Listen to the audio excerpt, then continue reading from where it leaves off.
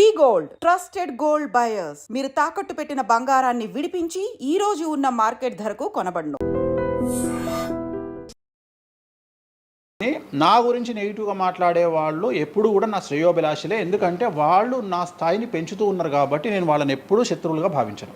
వేణుస్వామి గారితో డేంజర్ అంటే మిగతా కొంతమంది బ్రాహ్మణ లైక్ పంతులు కానీ వీళ్ళు కానీ చెప్పేది ఇది వేణుస్వామి గారి డేంజరు. ఆయన్ని ఒకవేళ ఏమైనా అంటే మళ్ళీ ఆయన పూజలు చేసి మనం నాశనం అయిపోయేలా ఇది కూడా ఆయన చేయగలడు, పవర్స్ ఉన్నాయి. నమ్ముతున్నట్టే కదా, అంటే నాకు వర్తుందనే కదా. అలా అలా అర్థం కాదు, వర్తున్నట్టే కదా. ఇప్పుడు వర్త్ లేకపోతే ఫీల్ కావాలి, భయపడుతున్నారంటే నమ్ముతున్నట్టే కదా. సబ్జెక్ట్ ఉందని నమ్ముతున్నారు కదా. ఓకే ఓకే, పవర్స్ ఉన్నాయి, పవర్స్ నమ్ముతున్నారంటే సబ్జెక్టే కదా. అది తప్పేం లేదే దాంట్లో, దాని తప్పేం లేదు కదా. అంటే నా దగ్గర పవర్స్ నమ్ముతున్నారు కదా, అంటే ఇట్ ఈస్ ప్రూవ్డ్ కదా. నేను అనే పాయింట్ ఏంటంటే నేనేదో జనాల్ని ఉద్ధరిస్తా, నేనేదో జనాలకు పూజలు చేసి వాళ్ళను మంచి చేస్తా అనుకున్నప్పుడు ఫస్ట్ అడిగే క్వశ్చన్ ఏంటంటే, రేపు ఇచ్చినాయాలా నీకు వచ్చిన సమస్యల్ని క్లియర్ చేసుకోరా అంటారు ఫస్ట్. మరి నా సమస్యలను క్లియర్ చేసుకుంటా కదా, లాజికా కాదా? చేస్తారా నిజంగా? నేను అడిగే పాయింట్ మీకు అర్థం కాలా? అర్థమైంది. నేను చెప్తున్నది ఒకటి, నీకు అర్థమవుతున్నది ఏమంటున్నా. నాకు ఒక న్యాయపరమైన చిక్కు వచ్చినప్పుడు దాని నుండి బయటపడడానికి నేను పూజలు చేసుకుంటానా చేసుకోనా? మరి వాటి ద్వారానే కదా నేను జనాలకి. ఇప్పుడు నీకేదన్నా ప్రాబ్లం వచ్చి రేపు పొద్దున వేణుస్వామి గారు నాకు ఈ సమస్య వచ్చింది అంటే సమస్య మీరు ఎప్పుడు నమ్ముతారు? నన్ను మీరు చేశాక అది మీరు నేను బయటపడ్డప్పుడు నమ్ముతారు. అదే మీ సమస్యల నుంచి మీరు బయటపడ్డాక జనాలు నమ్ముతారు. అర్థమైంది. బట్టతల పెట్టుకొని నేను వెంట్రుకలు మొలిపిస్తాను టీవీలో యాడ్ ఇస్తే అమనాబూతులు తిడతారు. అరే నీకే గుండు మీద ఎంటికలు లేవు, నువ్వేం మొలిపిస్తావురా అని. అట్లనే నేను కూడా నా స్టామినా ఏందో జనాలకు తెలియజెప్పాలి అంటే నేను నా సమస్యల నుండి బయటపడ్డప్పుడే కదా ఎదుటి వ్యక్తికి చేసే రైట్స్ నాకు ఉంటాయని చెప్తున్నా. అంటే ఇప్పుడు మీకు వచ్చిన సమస్యల నుంచి మీరు బయటపడ్డానికి మీకు మీరే పూజ చేసుకున్నారు. ఎందుకు చేసుకో? నా జాతకాన్ని నేను విశ్లేషించుకుంటా కదా. నాకు వచ్చే సమస్య నేను అనుకోను, బట్ నేను సమస్యలు వస్తే వాటిని క్లియర్ చేసుకోవడానికి నాకుండే రెమెడీస్ నాకు ఉంటాయి కదా. మీరు చేశారు ఆ పూజల్లో ఎవరైనా నష్టపోయారా? ఎవరినైనా ఎవరిని నేను అనేది ఏంటంటే మనం బాగుండాలని కోరుకుంటాం. ఇంకోటి ఏంటంటే ఫస్ట్ నేను శత్రువుగా భావించాలి కదా. నేను అంత దూరం ఆలోచించాను. నేను ఎదుటి వ్యక్తిని శత్రువుగా ఎప్పుడు భావిస్తా అంటే వ్యక్తిగతంగా వచ్చి నన్ను కొట్టినప్పుడు నేను భావిస్తా. అంటే నా గురించి చెడుగా మాట్లాడడం అనేది నాకు శత్రువు కాదు, ఎందుకంటే వాళ్ళ వృత్తి అది. బోల్డ్ మంది మాట్లాడతారు అందరితో, అందరూ శత్రువులు. నేను అదే అంటున్నాను. ఇప్పుడు ఇదే వీడియో కింద మళ్ళీ పెడతాడు ఎవడో, మళ్ళీ వచ్చిన వారా పంది అని పెడతాడు. ఇప్పుడు నేను వాడిని వాడిని ఇల్లు ఎత్తుక్కుంటూ పోవాలా? నేను వాడిని ఇల్లు నాకు కనీసం లక్షల్లో క్లయింటేల్ ఉంటుంది. ఈ వీడియో కింద తిడితే మహా తిడితే ఒక 10 మంది తిడతారు. ఈ 10 మంది అలవాటు కాదు, కలియుగ ధర్మము. నేను చాలా ప్రాక్టికల్గా ఉంటా. నేను లేకపోతే ఎంత దమ్ము ఉంటే ధనిష్టలా నేను వచ్చి మందు తాగుతా, నాన్ వెజ్ పెడతా అని చెప్పుకోవాలంటే చాలా విషయం ఉండాలి, మామూలు విషయం కాదు. ఈ కమ్యూనిటీలో తట్టుకోవాలి. అందుకనే నేనేమంటున్నా, ఒక బ్రాహ్మడు అనగానే ఇప్పుడు ఉదాహరణ ఒక పెద్ద పూజారు ఉన్నాడు ఏ గుడికి, ఆ పెద్ద పూజారిని టార్గెట్ చేయాలంటే ఫస్ట్ టార్గెట్ చేసేది నాన్ వెజ్ తింటాడు, లిక్కర్ ముట్టుకుంటాడు అని చెప్తారు. అందుకని నేనే నా బట్టలు ఇప్పేసుకుంటున్నా. అవకాశం లేదు అంటే నేను ఆల్మోస్ట్ అండర్వేర్తో సహా అన్ని ఇప్పేసిన. ఒకవేళ నేను అండర్వేర్ ఉంటే అదే అన్న లాగుదామని ఎవడో వస్తుండే, నేను అది కూడా ఇప్పేసిన. ఇంకేముంది నా నాయన నన్ను ఇప్పడానికి? నా దగ్గర ఏం లేదు కదా. ఇప్పుడు నువ్వేమైనా కొత్తవి చూపిస్తే ఏం చూపిస్తావు? నువ్వేం చూపిస్తావు? సుప్రీంకోర్టు ఇచ్చిన ఆర్డర్ ప్రకారం నేను వేరే అమ్మాయితో పడుకున్నా, అమ్మాయితో ఇష్టంతో పడుకుంటే అది కూడా నాకేం తప్పు లేదు. ఇంకా నువ్వు నాకు ఏం చూపిస్తావు? నేను ఎప్పుడన్నా నేను సామాజికానికి వ్యతిరేకంగా చేసినప్పుడు, శాస్త్రానికి వ్యతిరేకంగా చేసినప్పుడు నువ్వు నా గురించి వ్యతిరేకంగా చూపిస్తావు. అంతే తప్ప నా దగ్గర ఏమున్నాయని చూపిస్తావు? నేను చచ్చే వరకు చూపించలేవు.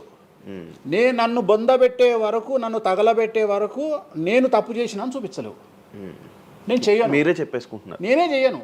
నేను ఇప్పుడు పైసలు లేనివాడు, పైసలు పోగొట్టుకున్నవాడు బెట్టింగ్లోకి పోతాడు. లేదా ఇప్పుడు కొత్త వ్యవహారాలు ఉన్నాయి. ఒకడేమో నిధులు దొరుకుతాయని పోతాడు, ఒకడేమో రైస్ పుల్లర్ అని పోతాడు.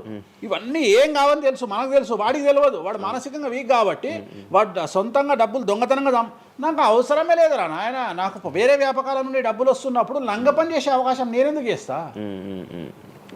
నాకు అవసరమే లేదు. నన్ను లంగ పని చేయమని చెప్తే నేను చెయ్య. నాకు వద్దు. నేను లంగ పని చేసే సవ్వాలే లేదు, నాకు అవసరం లేదు. రెండోది ఏంటంటే నా దగ్గరికి రానంత వరకే నా గురించి నెగిటివ్గా మాట్లాడతారు. ఒక్కసారి నా ఆఫీస్లోకి ఎంటర్ అయ్యారు అంటే వానికే అర్థమైపోతుంది, నీ అమ్మాయి నా కుల్లం ఉన్నాడు రా నాయన, ఈయనతో వేస్ట్, ఈయన దగ్గర ఏం దొరకదు. రెండవది, ఇవాళ ఎక్కడ పడితే అక్కడ కెమెరాలు పెట్టుకొచ్చేటువంటి స్థాయిలో ఇది మనకు సైన్స్ పెరిగింది. ముక్కు పుల్లలు కూడా పెట్టుకొస్తారు, చౌకమ్మలు కూడా పెట్టుకొస్తారు. నేను లంగ పని చేస్తే కూర్చొని 2 నిమిషాలు దొరకబట్టి టెలికాస్ట్ చేస్తారు.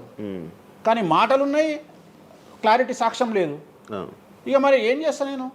పోనీ నేను అందరిలాగా దాచిపెట్టే మనిషిని కాదు, దొంగతనంగా లంగపనంగా డోర్లు అన్నీ కుల్లా ఉన్నాయి. మీరు ఎక్కడికొచ్చినా మాట్లాడి నా ఆఫీస్లో ఏమైనా చేయండి, ఓపెన్గా పూజలు చేస్తా. ఇంకోటి వేరేటోడు పెట్టే కానీ నేనే పూజ పెడుతున్నా. ఇంకోటి 2 బాటిల్ కూడా నా చేతిలో పట్టుకొని అమ్మవారికి నైవేద్యం చేస్తున్నా. పోనీ నేను బాటిల్ దొంగతనంగా ఇది మందు బాటిల్ కాదు అని చెప్తలేను. Blue Label bottle, Royal Salute bottle నేనే పోసి మరి అమ్మవారికి నైవేద్యం చేస్తున్నా. ఇంకా ఎక్కడనే దాబరికం ఉంది. ఇంకా బాటిల్స్ కూడా కాస్ట్లీ, అంటే పెద్ద పెద్ద గెస్టులకే అవి పెద్ద వాళ్ళ విఐపి రేంజ్ని బట్టి పెడతాం.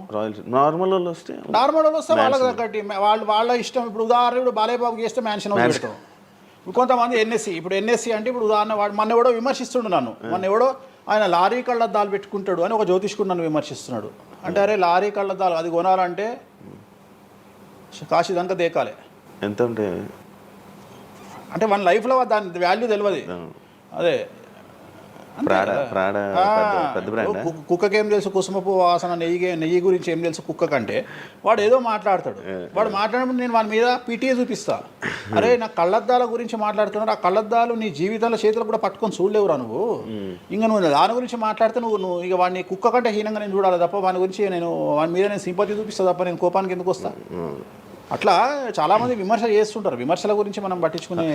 మీకు బ్రాండ్ బట్టలు, బ్రాండ్ స్పెట్స్ అవన్నీ ఎలా అలవాటయ్యాయి? అంటే ఎలా అలవాటయ్యాయి అంటే ఇప్పుడు కూడా చెప్తా. జాతక రీత్యా శుక్రుడు ఎవరికైతే కొద్దిగా నీచంలో ఉంటాడో వాళ్ళు ప్రతి శుక్రవారం నాడు పర్ఫ్యూమ్ కొట్టుకోవాలి.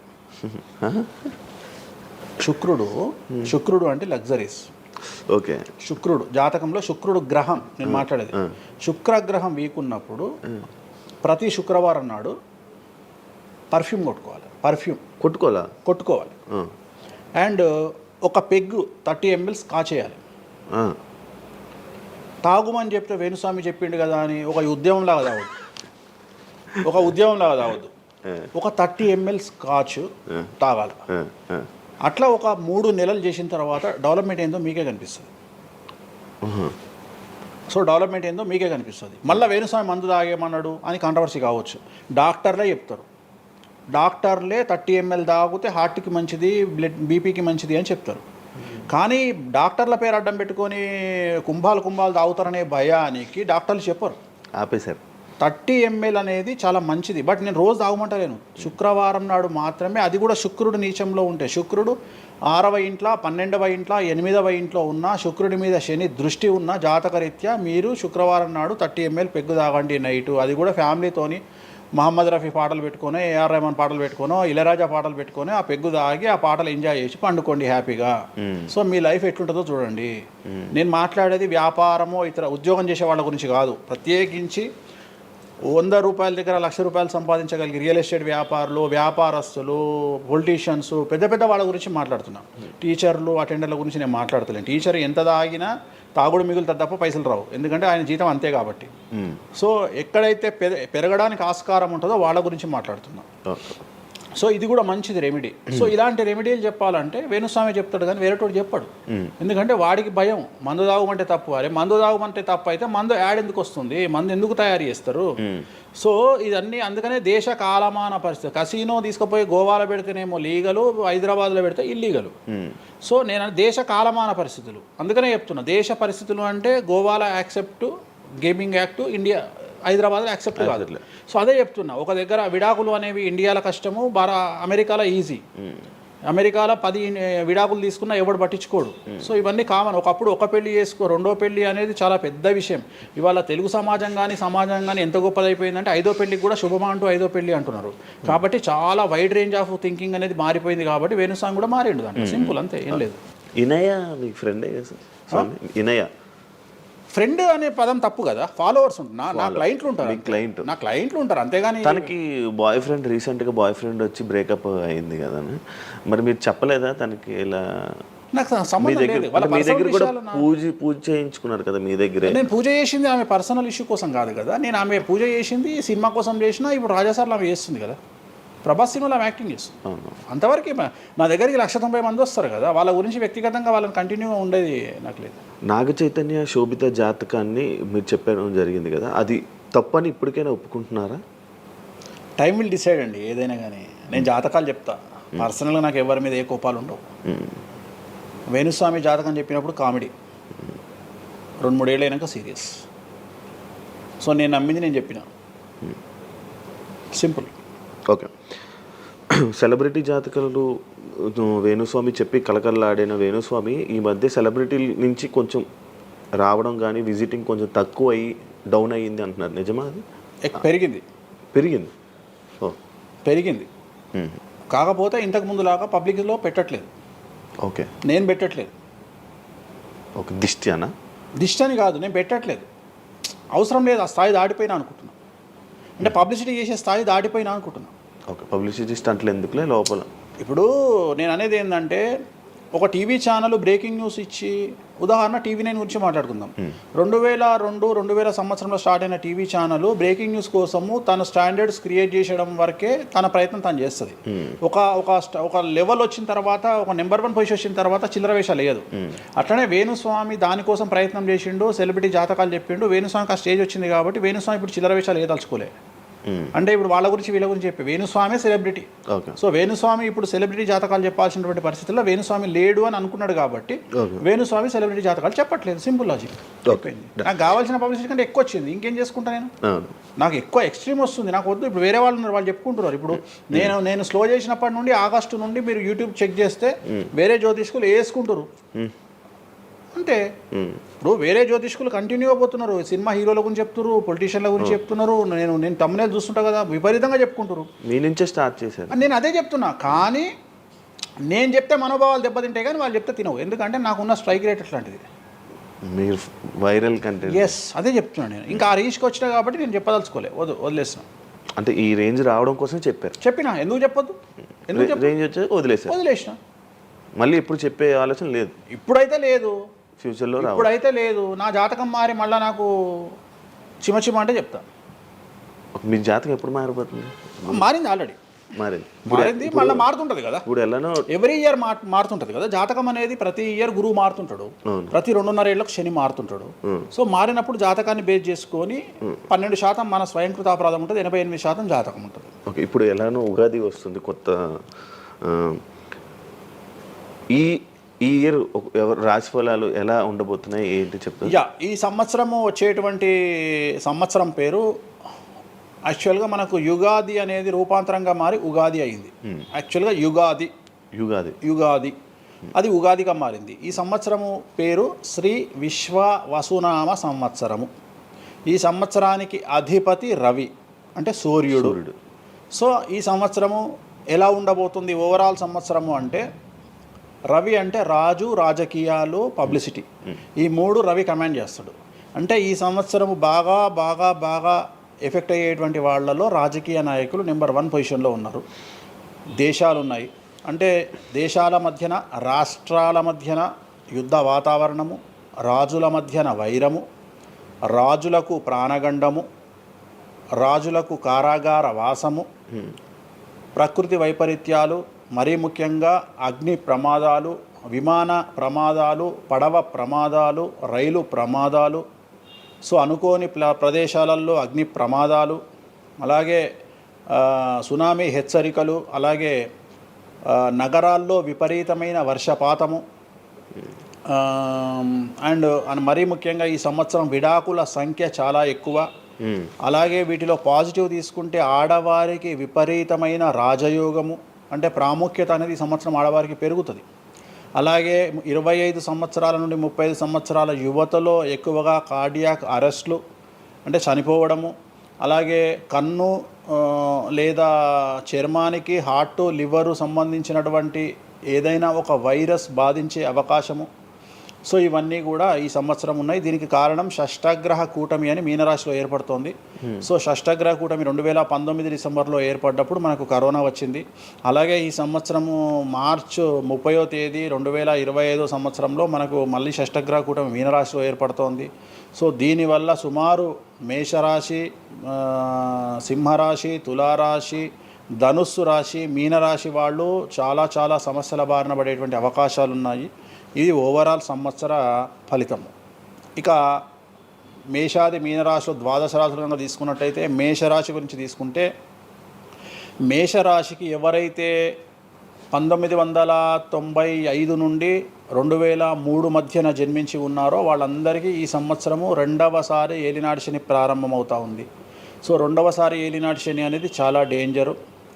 సో న్యాయపరమైన చిక్కులు, ఆర్థికపరమైన చిక్కులు, సమాజంలో చెడ్డ పేరు, అనారోగ్య సమస్యలు, అలాగే ఆర్థిక అస్తవ్యస్తము, అంటే సరి అయినటువంటి నిర్ణయాలు తీసుకోకుండా ల్యాండ్ కొన్నా, ప్లాట్లు కొన్నా, ఫ్లాట్లు కొన్నా, ఇండ్లు కొన్నా లిటిగేషన్ అయ్యే అవకాశము, పెట్టుబడిలో విపరీతమైన ధన నష్టము, అలాగే తల్లిదండ్రులలో ఒకరికి ప్రాణగండాలు. సో ఇవన్నీ, అలాగే వీసాలు రిజెక్ట్ అవ్వడము, H1B వీసాలు క్యాన్సిల్ అవ్వడము, ఇండియాకు రావడం వేరే దేశం నుండి, ఉద్యోగం కోల్పోవడము, అలాగే ఆర్థిక నష్టము, ఇవన్నీ కూడా కనిపిస్తూ ఉన్నాయి ఈ సంవత్సరం మేషరాశి వారికి. మరి ఏం చేయాలా అంటే నలుపు రంగు దుస్తులకు దూరంగా ఉండాలి. తిరునల్లార్ శనీశ్వర ఆలయంలో ప్రత్యేకమైన శని పూజ నిర్వహించుకోవడం ద్వారా సమస్యల నుండి బయటపడేటువంటి అవకాశాలు 100కి 100% ఉన్నాయి. నెక్స్ట్ వృషభ రాశి. ఈ సంవత్సరం 100కి 100% అనుకూలంగా ఉన్నటువంటి రాశి వృషభ రాశి. పట్టిందల్లా బంగారంగా ఉంటుంది. ఏది చేసినా సక్సెస్ కనిపిస్తుంది. గత 5 సంవత్సరాల నుండి పడుతున్నటువంటి కష్టాలన్నీ తొలగిపోతాయి. సో ఆర్థికంగా విపరీతంగా ఉంటుంది. వ్యాపారంలో రూపాయికి 10 రూపాయల లాభం వస్తుంది. ఉద్యోగస్తులకు ట్రాన్స్ఫర్స్ ఉంటాయి, ప్రమోషన్లు ఉంటాయి. ప్రభుత్వ ఉద్యోగస్తులకు మ్యూచువల్ కింద భార్యాభర్తలు ఒకే ప్రదేశానికి వచ్చేటువంటి అవకాశాలు కనిపిస్తూ ఉన్నాయి. విద్యార్థులకు ఉత్తీర్ణత శాతం ఉంటుంది. అలాగే కోరుకున్నటువంటి యూనివర్సిటీలో ప్లేస్మెంట్స్ దొరుకుతాయి. అలాగే విదేశీ వీసాలు అప్రూవ్ అవుతాయి. రైతులకు 2 పంటలు అనుకూలంగా ఉంటాయి. కళాకారులకు మంచి కార్యక్రమాలు వస్తాయి. విదేశాల్లో కార్యక్రమాలు నిర్వహిస్తారు కళాకారులు. సో ఏ రకంగా తీసుకున్నా వృషభ రాశి వారికి అనుకూలమైన ఫలితాలు ఉన్నాయి. ఎటువంటి రెమెడీస్ అవసరం లేదు.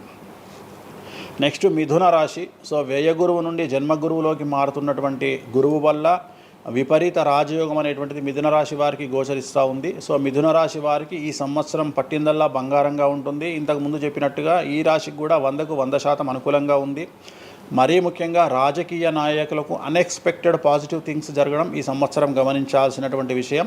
అవివాహితులకు వివాహయోగ సూచనలు, సంతానం లేని వారికి సంతాన యోగము, ఉద్యోగం లేని వారికి ఉద్యోగము, ట్రాన్స్ఫర్స్ కోరుకునే వారికి ట్రాన్స్ఫర్స్, అలాగే అన్ని రంగాల్లో పనిచేసేటువంటి వారికి, ప్రభుత్వ ప్రైవేటు ఉద్యోగాల్లో ఉండేవారికి పాజిటివ్ థింగ్స్, ప్రమోషన్లు, ట్రాన్స్ఫర్స్, వ్యాపారస్తులకు అనుకూలతలు, ఇవన్నీ కూడా కనిపిస్తూ ఉన్నాయి. స్త్రీలకు మరీ ముఖ్యంగా అనుకూలంగా ఉండబోతూ ఉంది. సో మిథున రాశి వారికి ఎటువంటి సమస్యలు ఈ సంవత్సరం లేవు.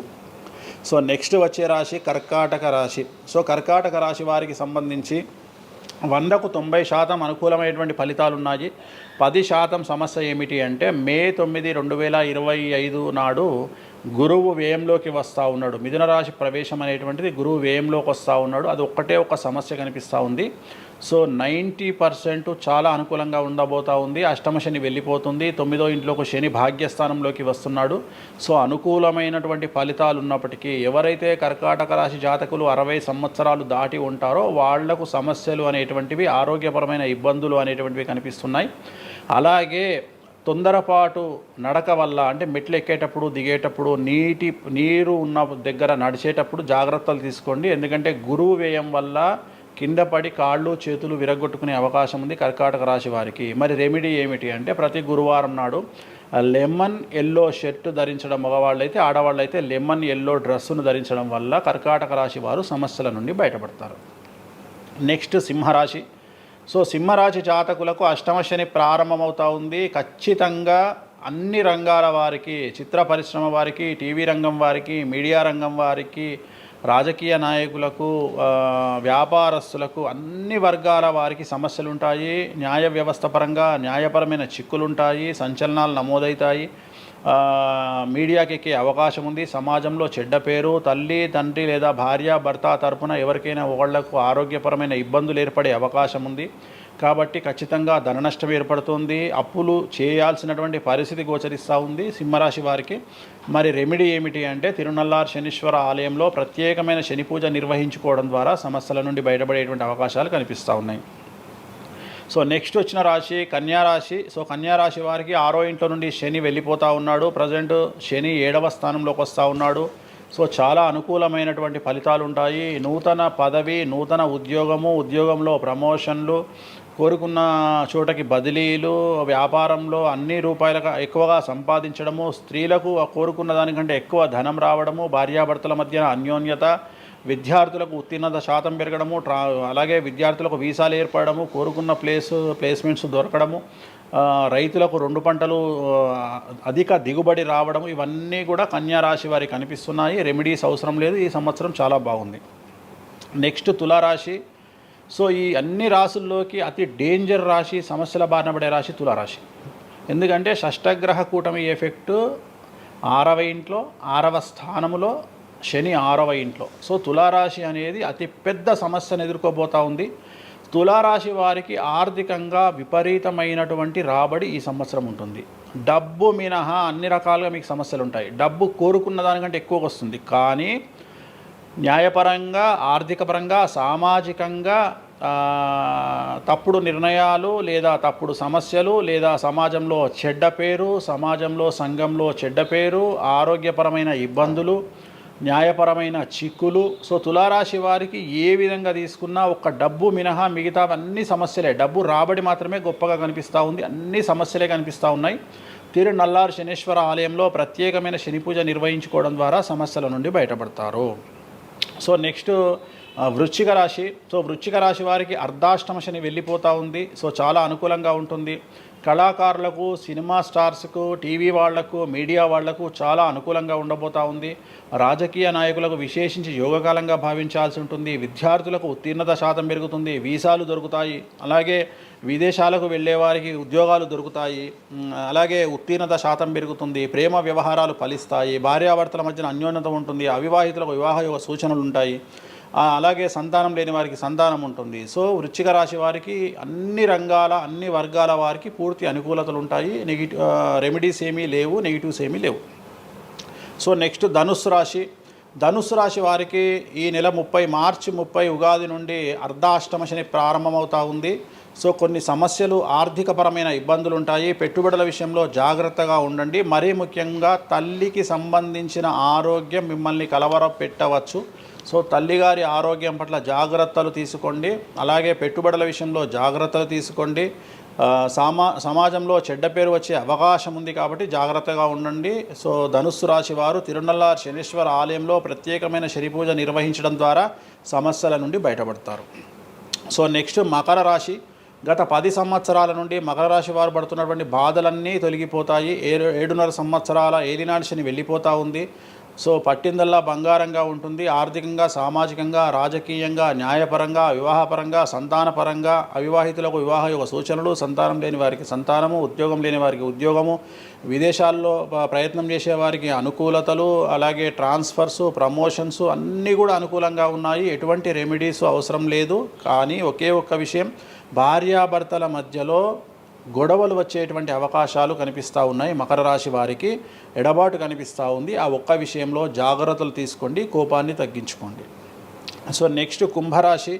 కుంభరాశికి 2వ స్థానంలో షష్టగ్రహ కూటమి ఏర్పడుతోంది కాబట్టి ధన నష్టం అనేటువంటిది ఏర్పడబోతూ ఉంది. అతి పెద్ద ధన నష్టం మీరు పెట్టేటువంటి ఇన్వెస్ట్మెంట్ రూపంలో కావచ్చు, భూములు కొన్నా, ఇండ్లు కొన్నా, లేదా ఏదైనా వ్యాపారంలో పెట్టుబడి పెట్టినా చాలా తీవ్రమైన ధన నష్టాన్ని మీరు ఎదుర్కొనే అవకాశం ఉంది. కాబట్టి తొందరపాటు చర్యలు, తొందరపాటు నిర్ణయాలకు దూరంగా ఉండండి.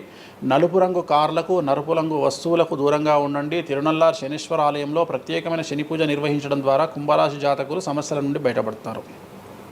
ఇక చివరిదైనటువంటి రాశి మీనరాశి. మీనరాశి వారికి జన్మంలో అంటే మీనరాశిలోనే షష్టగ్రహ కూటమి ఏర్పడతా ఉంది. సో చాలా సంచలనాలు ఉంటాయి. నెగిటివ్సే కనిపిస్తూ ఉన్నాయి, పాజిటివ్స్ ఒక్కటి కూడా కనిపించడం లేదు. ఆర్థికంగా, న్యాయపరంగా, సామాజికంగా, ఆరోగ్యపరంగా, కుటుంబపరంగా అన్ని రకాల ఇబ్బందులు ఎదుర్కొంటారు. సంచలనాలు ఫేస్ చేయాల్సి వస్తుంది. కుటుంబంలో ఆరోగ్యపరమైన ఇబ్బందులు ఉంటాయి, ఆర్థికపరమైన నష్టాలు ఉంటాయి, భార్యాభర్తల మధ్యన గొడవలు ఉంటాయి, ఎడబాటుకు దారితీసే అవకాశం ఉంది. తల్లిదండ్రుల్లో వారికి ప్రాణగండం కనిపిస్తూ ఉంది. సో చాలా సమస్యలు మీనరాశి వారు ఫేస్ చేసే అవకాశం ఉంది. తిరునల్లారు శనీశ్వర ఆలయంలో ప్రత్యేకమైన శని పూజ నిర్వహించడం ద్వారా ఈ సమస్యల నుండి బయటపడేటువంటి అవకాశాలు ప్రస్ఫుటంగా కనిపిస్తున్నాయి. ఇవి 12 రాశుల వివరాలు. స్వామి, ఇది మామూలుగా పంచాంగం చూసి చెప్తూ ఉంటారు, మీరు ఏం చూడకుండా ఇవన్నీ ఎప్పుడు నోటికి వస్తాయి కదా, ఇంకెందుకు? ఎవరెవరు ఎక్కడున్నారో తెలుసు కదా.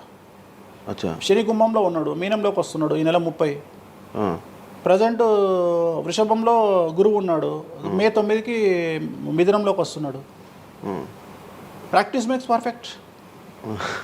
రోజు ఒక్క జాతకం రాయడానికి రోజు 100 జాతకాలు రాయడానికి చాలా తేడా ఉంటుంది కదా. చూసి ఉన్నాం కదా, పెద్ద అవసరం లేదు. టైం లేకుండా జాతకం చెప్పేవాడిని ఇండియాలో నేను ఒక్కడనే. పుట్టిన టైం లేకుండా జాతకాన్ని చెప్పేవాడిని నేను ఒక్కడనే. నాకు టైంతో పని లేదు. డేట్ ఆఫ్ బర్త్ ఇస్తే చాలు. నాకు చెప్తారా? డేట్ ఆఫ్ బర్త్ ఇస్తే చాలు. టైం వితౌట్ టైం నేను చెప్పేస్తాను జాతకం. ఇప్పుడు ఒకసారి చెప్పనా? నాది ఇప్పుడు చెప్పనా? ప్రాక్టికల్ ఎందుకు అన్ని సంచలనాలు చెప్తా కదా నేను, మళ్ళీ కెమెరా రికార్డ్ అయితే. ఓకే, వద్దులే. నాకు నార్మల్ చెప్పేది అలవాటు లేదు కదా. నా దగ్గరికి రావాలంటే ప్రిపేర్ అయ్యి రావాలి. అంటే నేను సొల్లుపురాని అని చెప్పా. 40 ఏళ్ళకి ఇల్లు కొంటావు, 50 ఏళ్ళకి నరుకుతావు, కొరుకుతావు, ఇవి కాదు. వచ్చే 6 నెలలు జైలుకు పోతావు. నీకు విషయం ఎవరిదైనా. సో ఈ టైంలో డివోర్స్ అవుతుంది, ఈ టైంలో యాక్సిడెంట్ అవుతుంది. అంటే చెడును తెలుసుకోవడం వల్ల చెడు నుండి బయట అవ్వడం ముఖ్యంగా. నేను చెప్పినా చెప్పకుండా నువ్వు కారు కొంటావు. నువ్వు కారు కొనడం అనేది it is very normal, right? నువ్వు ఇల్లు కొనడం అనేది నార్మల్. నా దృష్టిలో చెడు చెప్పడం వల్ల చెడు నుండి తప్పించుకోగలిగితే చాలు అనేది. నేను నీ మంచిని ఎవడు ఆపలేడు, చెడు ఆపొచ్చు. ఇప్పుడు నువ్వు బెంజ్ కారు కొనుక్కుంటా అంటే, నువ్వు ఒక BMW కొనుక్కుంటా అంటే నేను ఆపను. కానీ BMW 140 పోతే ఆపుతా. నేనేమంటా, భగవంతుడు నీకు BMW ఇచ్చింది భగవంతుడు. కానీ 180లో పోయే కక్కుర్తి నీకుంటే నేనెవడు కాపాడలేడు. హైదరాబాద్ రోడ్లకు 120 లాస్ట్. 140 పైన బండి షేక్ అవుతుంది ఈ రోడ్లకు. సో 120 కంటే ఎక్కువ పోకు అని చెప్తా. కానీ దేవుడిని అయితే నీకు BMW ఇవ్వద్దు అని నేను చెప్పలేను కదా. సో నీకు BMW దేవుడు ఇస్తాడు. సో నువ్వు స్వయంకృత అపరాధం చేసుకోకుండా కాపాడాల్సిన బాధ్యత నాది. బాబు ఫ్యాటీ లివర్ ఉంది, మందు తాకు. బాబు లంగ్స్ దొబ్బినాయి, సిగరెట్లు ఆపేసాయి. బాబు ఇగో పనికి మాలిన కసినోనో పేకాటనో ఆడకు, ఉన్న ఆస్తంతా సర్వనాశనం అయిపోతుంది. సో ఇవి చెప్పడం నా ధర్మం. అంతేగాని నువ్వు కారు కొంటావు, నువ్వు తోపు అవుతావు, తురుమవుతావు, నువ్వు ఎట్లాగైతావు. కాదు, ఈ లివర్ మీరు ఎలా చెప్తారు? లివర్ పోయింది ఇవన్నీ జాతకంలో రవి నీచంలో ఉంటే లివర్ పోతుంది. శని రవి కలిసి ఉంటే లివర్ పోతుంది, లివర్ క్యాన్సర్ వల్ల చనిపోతారు. శుక్రుడు రావు కలిసి ఉంటే ప్రోస్టేట్ క్యాన్సర్ వల్ల చనిపోతారు. చంద్రుడు నీచంలో ఉంటే ఆడవాళ్ళకు బ్రెస్ట్ క్యాన్సర్ వస్తుంది. డాక్టర్లు చెప్తారు కదా. Medical astrology. ఇప్పుడు 100 మంది నాకు హైదరాబాద్లో ఫేమస్ డాక్టర్లు అందరూ నా క్లయింట్లు, నాకు ఫ్రెండ్స్. జ్యుడిషియరీ మీద నాకు అవగాహన ఉంది. శుక్రుడు రావు కలిసి ఉంటే జైలుకు పోతావు. వాళ్ళు ఏం పోతే మీరు చెప్తుంటారా డాక్టర్లు? డాక్టర్లు ఇప్పుడు నువ్వు డాక్టరు, నువ్వు నాకు ఏం అడుగుతావు అంటే, నీ క్లయింట్ డేట్ ఆఫ్ బర్త్ నాకు ఇచ్చి నువ్వు నన్ను అడుగుతావు ఈయనకి ఏ క్యాన్సర్ వచ్చే అవకాశం ఉంది అంటే, నేను ఒక 3 ఆప్షన్లు చెప్తా. 3 ఆప్షన్లు చెప్పినాక నీ క్లారిటీ వస్తుంది. నేను చెప్తా ఈయనకు ప్రోస్టేట్ క్యాన్సర్ వస్తుంది అని చెప్తా. ఎస్, ప్రోస్టేట్ క్యాన్సరే స్టేజ్ 2లో ఉన్నాడు అని చెప్తావు. ఆయన చెప్తాడు. చెప్పినాక ఈయన ఎన్ని రోజులు బతుకుతాడు డాక్టర్ స్వామి గారు అని అడుగుతాడు. అడిగితే నేను ఆయన డేట్ ఆఫ్ బర్త్ని బేస్ చేసుకొని ఇక ఇన్ని రోజులు బతుకుతాడు అని చెప్తా. సో ట్రీట్మెంట్ వల్ల ఈయనకి ఏమైనా బెనిఫిట్ అయ్యే అవకాశం ఉందా అని అడుగుతాడు. అంటే అవుతుంది అని చెప్తా. ఎన్ని రోజులు బతుకుతాడు, ఇన్ని రోజులు బతుకుతాడు ట్రీట్మెంట్ చేస్తే. సో మేమిద్దరం కమ్యూనికేట్ చేసుకుంటాం. అంటే డాక్టర్కు నా మీద ఉండే నమ్మకం వల్ల నడుస్తుంది అది. అట్లనే జ్యుడిషియరీ విషయం ఉంది. జ్యుడిషియరీలో ఇప్పుడు ఉదాహరణ ఈడీ కేసు ఉంది, ఎవరి మీద జైలుకు పోయిండు. సో ఈడీ కేసులో బెయిల్ దొరకడం చాలా కష్టం. సో నేను బెయిల్ రావడానికి పూజలు చేస్తాను. దానికి కారాగార దోష నివారణ పూజ అని ఉంటుంది. సో ఆ పూజ చేయడం ద్వారా వాళ్ళకి తొందరగా బెయిల్ వస్తుంది. సో దీని మీద అవగాహన ఉండాలంటే జ్యుడిషియరీ మీద అవగాహన ఉండాలి. సో అందుకని నాకున్న సర్కిల్లో నేను ప్రతి విషయాన్ని మాట్లాడతా. నాకు ఏం అలవాటు, రైతుతో మాట్లాడతా. రైతు సబ్జెక్టు జుడిషియరీ జడ్జి కనిపిస్తే జడ్జితో జుడిషియరీ సబ్జెక్టు మాట్లాడతా. ఏసీపీ కనిపిస్తే ఆయనతో లీగల్ సబ్జెక్టులు మాట్లాడతా. డాక్టర్ కనిపిస్తే గైనకాలజిస్ట్తో గైనకాలజీ మాట్లాడతా. ఇప్పుడు ఉదాహరణ, నువ్వు ఇంత మాట్లాడుతున్నావు, నీకు అమ్మాయిల గురించి అవగాహన లేదు, అమ్మాయిల నెలసరి మీద నీకు అవగాహన లేదు. నాకు పూర్తి అవగాహన ఉంది. నా తల్లి, చెల్లి, అత్త, బిడ్డ అందరికీ సంబంధించి 4 రోజులు ఎందుకు టెన్షన్లో ఉంటారో నాకు తెలుసు. నెలసరిలో వాళ్ళని డిస్టర్బ్ నేను చెయ్యను. నా పెళ్ళం నా మీద అరిచినా మూసుకొని కూర్చుంటా, అంతేగాని విడాకులు ఇస్తాను బెదిరియా. అట్లనే డ్యాన్స్ చేసే అమ్మాయికి ఎన్ని కష్టాలు ఉంటాయి. ఒక హీరోయిన్ గురించి చాలా మాట్లాడుకుంటాం. డేట్లో ఉండే హీరోయిన్ డ్యాన్స్ చేయాలంటే ఎంత కష్టం, తనకు కంఫర్టబుల్ జోన్లో ఉండదు ఫిజికల్గా. సో అట్లాంటి అమ్మాయిల గురించి, వాళ్ళ కష్టాల గురించి నాకు తెలుసు. అలాగే PCOD, PCOS అంటే ఏందో నాకు తెలుసు. సో హార్మోన్ ఇన్బ్యాలెన్స్ ఎందుకు వస్తుందో నాకు తెలుసు. వాళ్ళకు గడ్డాలు మీసాలు ఎందుకు వస్తాయో నాకు తెలుసు. వాళ్ళకు థైరాయిడ్ ప్రాబ్లమ్స్ ఎందుకు వస్తాయో నాకు తెలుసు. ఏ జాతకంలో ఏ గ్రహం ఎక్కడ ఉంటే ఎలా ఉంటుందో నాకు తెలుసు. అల్లు అర్జున్ లాంటి తోపు తురుము జైలుకి ఎందుకు పోయిండో నాకు తెలుసు. రేవంత్ రెడ్డి సీఎం ఎందుకు అయ్యిండో నాకు తెలుసు. రైట్, మీకు సూపర్ స్టారే కనిపిస్తున్న హీరో తెలుసు, కానీ సినిమాలు లేక సూసైడ్ చేసుకోవడానికి సిద్ధంగా ఉన్న హీరో నాకు కనిపిస్తాడు. అర్థమైందా? మీకు సూపర్ స్టార్ హీరోయిన్ కనిపిస్తుంది, కానీ ప్రేమ పేరుతో ఉన్న సొమ్మంతా తీసుకుపోయి మగవాడికి పెట్టి అడుగు తింటున్న హీరోయిన్ నాకు కనిపిస్తుంది. సో నాకు నెత్తిలో గ్రహాలు కనిపిస్తాయి తప్ప మనుషులు కనిపించరు. శివ అనే వ్యక్తి నాకు కనిపించడు. శివ నెత్తిలో ఉండే 9 గ్రహాలే కనిపిస్తాయి నాకు. జస్ట్ శివ అనేది ఒక పేరు నాకు, బట్ నా 9 గ్రహాలే కనిపిస్తుంటాయి. ఆడుతుంటాయి, డ్యాన్స్ ఆడుతున్నది నాకు కనిపిస్తుంటాయి. నెక్స్ట్ ఇట్లా జరుగుతుంది శివకు నెక్స్ట్ 1 ఇయర్లో. అది నాకున్న ప్రాబ్లం. కనిపిస్తాయా? నాకు అదే కదా, నా దరిద్రం అదే కదా, నాకున్న ప్రాబ్లం అదే కదా. సో నాకు నీ జాతకం ఏందో నాకు అనిపిస్తుంటుంది తర్వాత. అందువల్లనే అట్లా ఆపుకోలేక నోటి దురద వల్ల తొందరపాటు చెప్పే ఇట్లకి వచ్చిన, అందుకనే ఆపుకుంటున్న వాటిని.